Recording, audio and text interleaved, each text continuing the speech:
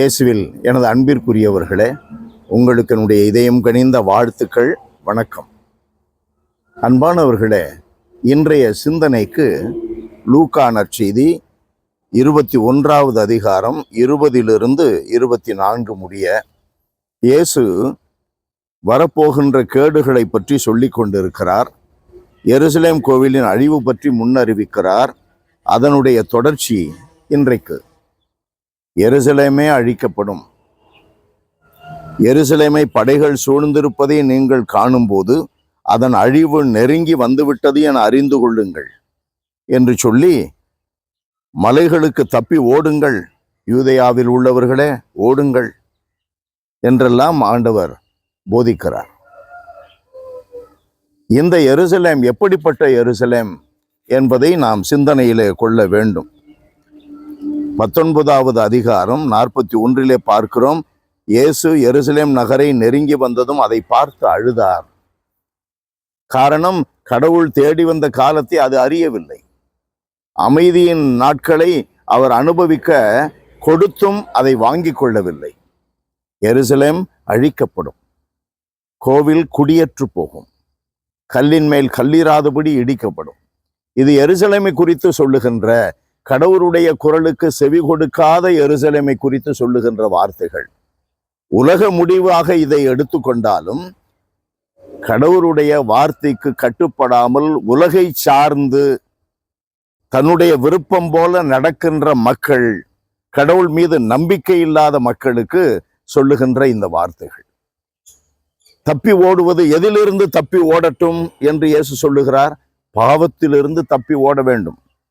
இப்பொழுது நிகழ்காலத்தில் நமக்கு வாழ்வு உயிர் இருக்கும் பொழுதே பாவத்திலிருந்து தப்பி ஓடுகிறவர்களுக்கு இது அச்சம் தருகின்ற நாட்கள் அல்ல.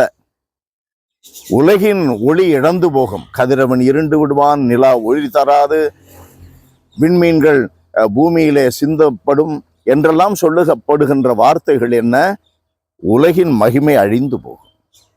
உலகின் மகிமையை, உடலின் அழகை, மகிமையை எல்லாரும் நம்பியிருக்கிறோம். காசு, பணம், இவைகளின் மகிமையை நம்பியிருக்கிறோம், வலிமையை நம்பியிருக்கிறோம். இவைகளெல்லாம் ஒன்றுமில்லாமல் அழிக்கப்படும்.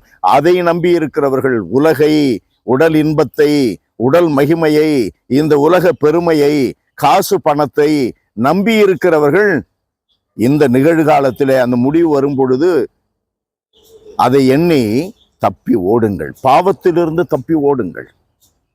பாவத்திற்கு தப்பி ஓடுகின்ற மக்கள் உலக முடிவை குறித்து கவலைப்பட தேவையில்லை. பிற இனத்தார் காலம் நிறைவு பெறும் வரை எருசலேம் அவர்களால் மிதிக்கப்படும். பிற இனத்தார் என்று சொல்லுவது, ஆண்டவர் குறிப்பது எதை? அன்பானவர்களே, பாவ சோதனைகளுக்கு உட்படுகின்ற, பலவீனத்திற்கு இடம் கொடுக்கின்ற, உலகை சார்ந்து வாழுகின்ற, பாவத்தில் நிலைத்திருக்கின்றவர்கள் பிற இனத்தாருடைய காலத்தில் சிக்கிக் கொண்டவர்கள். கடவுள் மீது நம்பிக்கை வைப்பவர்கள், இடுக்கான பாதை வழியை நுழைபவர்கள் இந்த முடிவை குறித்து அச்சப்பட தேவையில்லை. அன்பு நிறைந்த எங்கள் இறைவா, உம்மீது நம்பிக்கை கொண்டு வாழுகின்றவர்கள், எப்போதும் உம்மை பற்றி கொண்டு சார்ந்து உம்முடைய கட்டளைகளின்படி நடக்கின்றவர்கள் இந்த முடிவுகளை குறித்து அச்சப்பட தேவையில்லை என்று எங்களுக்கு போதிக்கிறேன். பாவத்திலே நிலைத்திருக்கிற உம்முடைய வார்த்தைகளுக்கு கட்டுப்படாத எருசலேம் அழிக்கப்படும். ஆனால் நாங்கள் உம்மீது நம்பிக்கை கொண்டு பாவத்தை விட்டு தப்பி ஓடுகின்ற மக்கள் நாங்கள் அழைக்கப்படுவோம். வாருங்கள் அன்பானவர்களே, தந்தையால் ஆசி பெற்ற மக்களே வாருங்கள் என்று அழைக்கப்படுவோம். அழிக்கப்படுவதில்லை என்ற உண்மையை உணர்ந்து வாழ எங்களுக்கு வரம் தார். இயேசுவின் நாமத்தில் ஜெபிக்கிறோம் பிதாவே. ஆமென், ஆமென்.